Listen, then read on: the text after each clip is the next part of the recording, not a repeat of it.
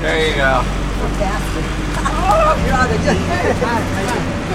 So he asked us to be careful that nobody blocks the entrance to his door.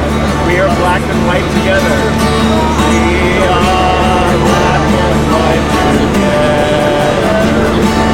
And we are singing, singing for our life.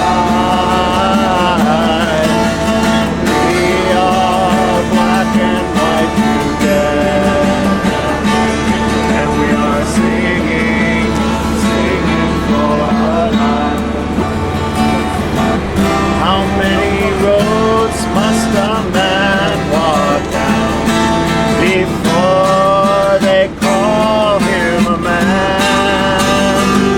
Yes, and how many seas must a white dove sail before she can sleep in the sand?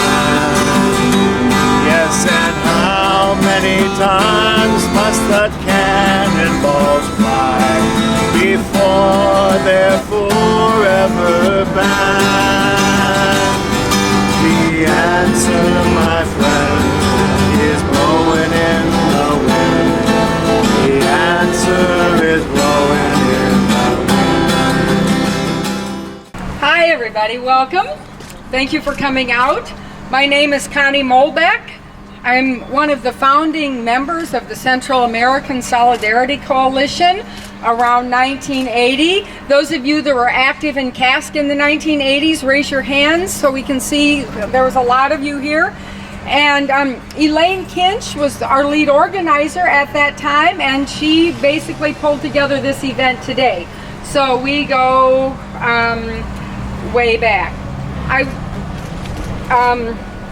At that time, we were trying to stop some of the wars that the United States was making in Latin American countries, and that basically ended around 1990 when we literally bought the election in Nicaragua and put an end to the Contra War. And during the 90s, we kind of slowed down a little bit. But then we had 2001, and things were heating up, and we sort of morphed into the Racine Coalition for Peace and Justice, which is sponsoring this event, and many of the same people are involved. And we have to ask, who won the war in Iraq? Who won the war in Afghanistan? And who lost these wars? It's so much easier to name who lost. For example, the American soldiers who went to these countries. Many died, many left orphaned children behind, many came back wounded and injured and are having trouble getting the medical help they need to deal with those injuries. The people of Afghanistan, that country's practically a landfill. Between what the Russians did and what we did and what the Taliban have done, it's a disaster. Nobody has won there. Iraq went from being a first world country to third world. It went to overnight. It went from being a secular Muslim country where it was a choice for a woman to wear a veil, where women had occupations, and there were excellent schools and colleges and medical facilities, to being an Islamic state with Sharia law.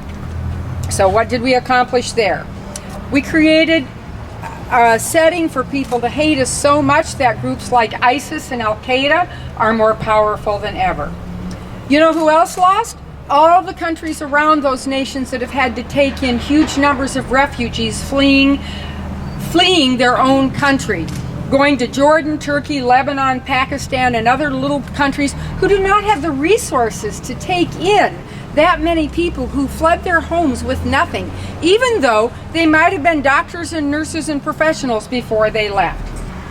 And who lost? We, the American people, who now have a $17 trillion debt, much of which is based on warfare.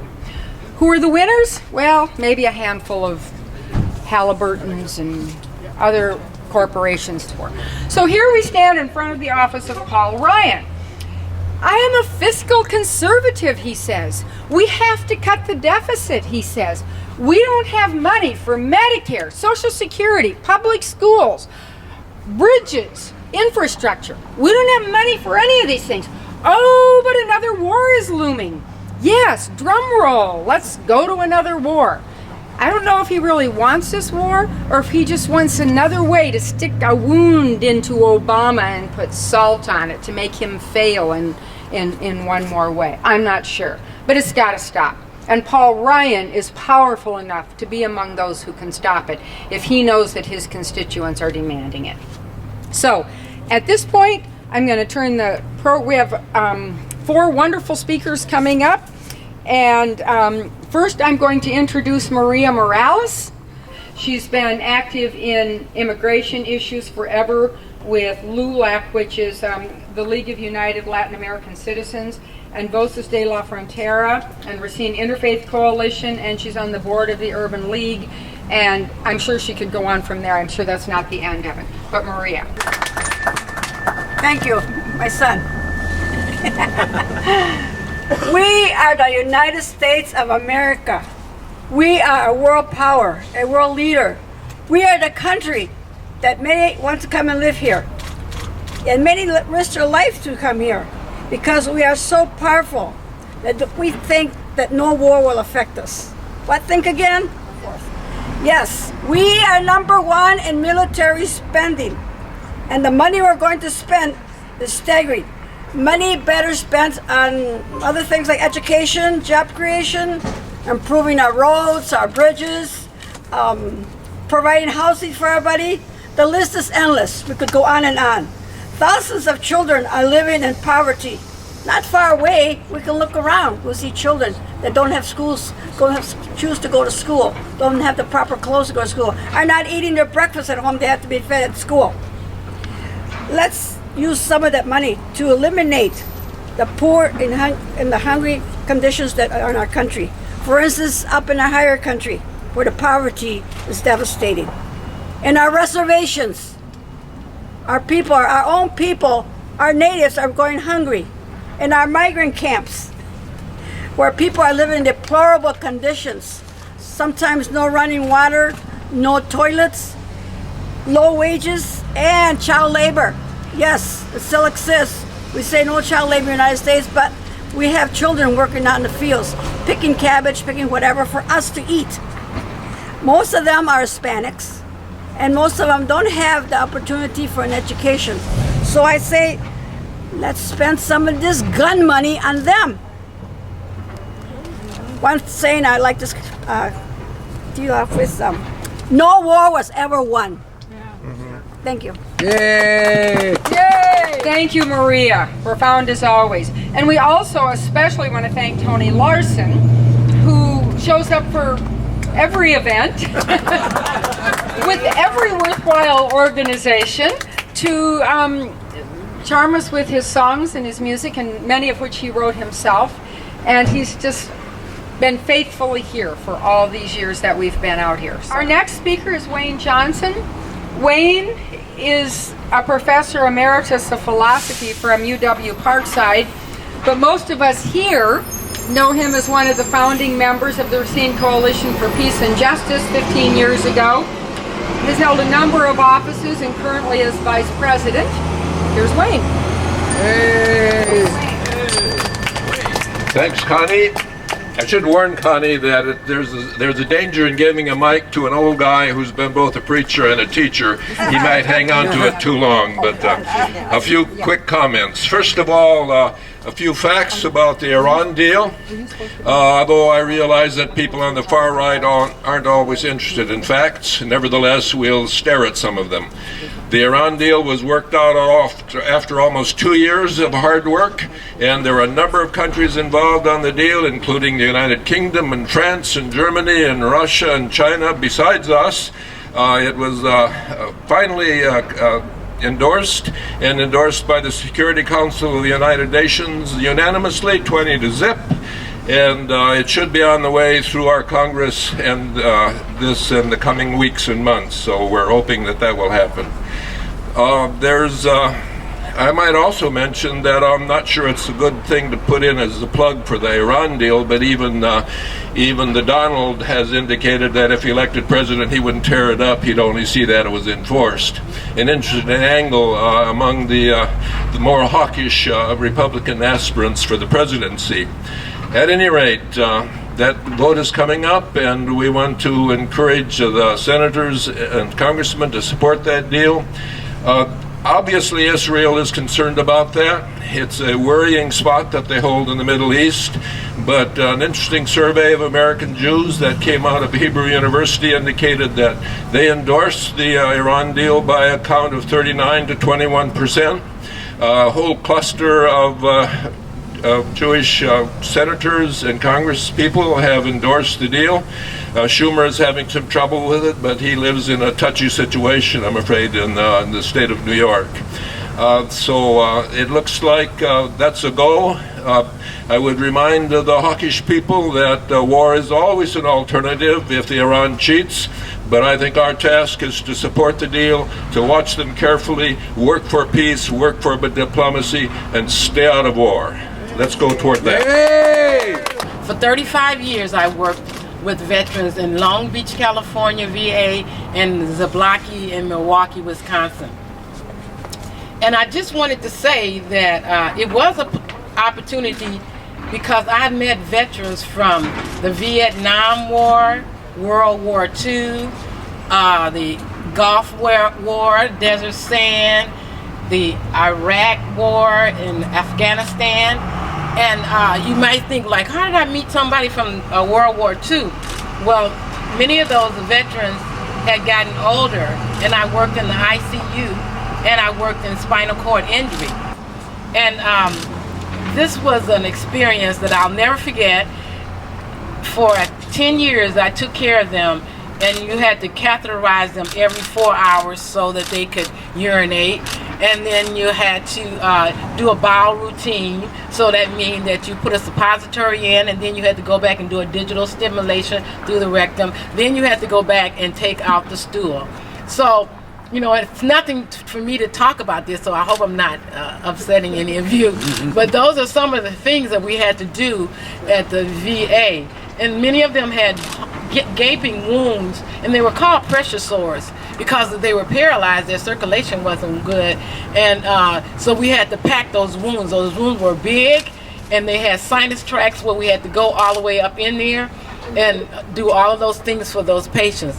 One of the other things that was tremendous with them is that they had a lot of fear of the people on the outside. They were in wheelchairs, and they felt like people looked at them all the time. They had to have apparatuses to run the wheelchair if they were a quad. They blew into apparatuses to turn the TV on or to turn it off. They had electrical things that helped them to do many things. So what happened is that they would want to stay at the VA because it was, you know, the VA is big. So the patients came from all over Wisconsin, Michigan, and Illinois. So they felt comfortable there because we gave them love and support. And then when they had to get on the elevator or go somewhere and people looked at them, they didn't want to deal with it. So it took us sometimes 6 months to a year to rehab these patients to get them ready for getting out into the world. And many times you'd go into the room to wake them up, and they would jump and ready for battle because of the fact they thought someone was there going to hurt them, but they would be dreaming. So we had to stand outside the room many times and announce ourselves before we came into the room. Some of the veterans from World War II was extremely sad because they told me about some stories where they were prisoners of war, and they were thrown on a cot, and they laid on the cot wounded, and that's some of the things that happened to them that caused their illness and their paralysis. As time went on, the Afghanistan war came around, and so now all of the veterans were coming home, so we had to hire 25, 30, 50 new employees to take care of the patients that were coming home because they had PTSD. We had to get social workers to come in and take care of these veterans, and we have a lot of them with mental illness, and we have a domiciliary for them. And the sad part is many of them have to be escorted by security to their appointments. So you got a dental appointment or anything like that, so you have to have the security to escort you there. I'm going to close now, but thank you very much. But I just want you to know about what happened with a lot of those veterans in the hospital. Thank you, Jacqueline. And we don't need any more wars to send home any more injured veterans. Our final speaker is Pastor Naye, Ernest Naye, from Wayman AME Church. I give you Pastor Naye. Yay! Thank you. Peace unto all of you. Peace. I come to you.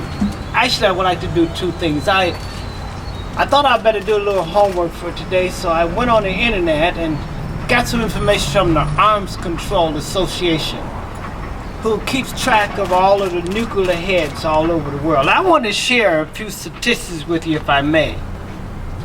The countries that have nuclear heads.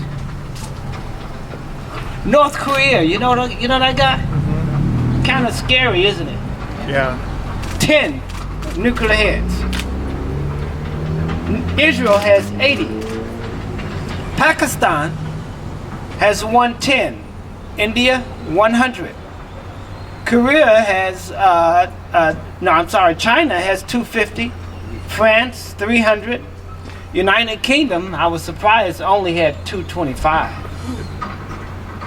But then we get to Russia. 7,000. United States of America, 7,000. We're getting ready to go to war of a country that wants one. Does that make sense? No. Now, don't get me wrong. Iran makes me nervous. I don't really trust them. But if you look on the moral side of it, 1 versus 7,000.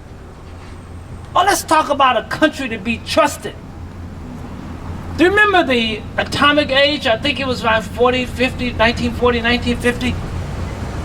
Had a similar argument on all of the countries having atomic war weapons. Only one country in the history of humanity used atomic weapons on a country. You know what country that was? Us. I think that we need to better serve our country and our citizens with diplomacy rather than war. Amen. Now you may ask yourself, what right do I have on speaking against a war? Well, you're looking at a veteran, a Vietnam veteran, 17 years old, loving my country, thinking this is the best country in the world. So I was willing to give up my life. So I went into the service, volunteered for Vietnam. There's a saying that God protects children and other folk. So I never went. So I wanted to set the record straight. I never really went to Vietnam. But I had a lot of friends that did. Some did not come back. And some, as Sister Pinnaker indicated, came back maimed. But let me tell you another injury that we all experienced in the Vietnam era when we wore uniform. We were shunned by citizens as if we made the decision. Right. I'm here to tell you that there is an economic reason behind war. Oh, I don't think we want to talk about that, Tony. I don't think we want to talk about that. I mean, Dick Cheney may have something to say about me on that. Yeah. Do you know that there are people who are making massive money on war weapons and construction equipment? They're making massive amount of money on the poor being injured, being killed. I think it's even more than us not trusting the country. I think it's economics involved. And I'm here to say we need to talk to our congressmen, such as Paul Ryan, our senators, let them know that American people have brains. We understand more than what they give us credit for. No more war. No more fighting. No more death. No more death. No more injuries. No more injuries. No more war. No more war. Thank you very much. But anyway, the secretary is a wonderful woman. Her name is Teresa Mora, and she's a friend of many people here. Yes. The petition is from Move On. It's 80 pages long. I didn't print them all out. I put it on thumb drive, but I have 5 pages here. It's about 2,000. It's over 2,000 names. So let's see if we can give it to them. Side and see the handing of the petition. Can we bring people in? You could bring people in, but no cameras, please. This is from the United States House of Representatives. We are pleased to present you with this petition affirming the statement President Obama has invested in a diplomatic solution to Iran's nuclear program, committing to peace, not war, as a preferred course of action. We call on Congress to stand with him in this effort. Attached is a list of individuals who've added their names to this petition, as well as additional comments written by petition signers themselves. Sincerely, Joe Comerford. This comes from MoveOn.org, and it's a national petition. I didn't print off everything. I put it on thumb drive. Okay. Several Fine, thousand. Thank you. Thank you. Yes. Thank you. Well, it's good to see you.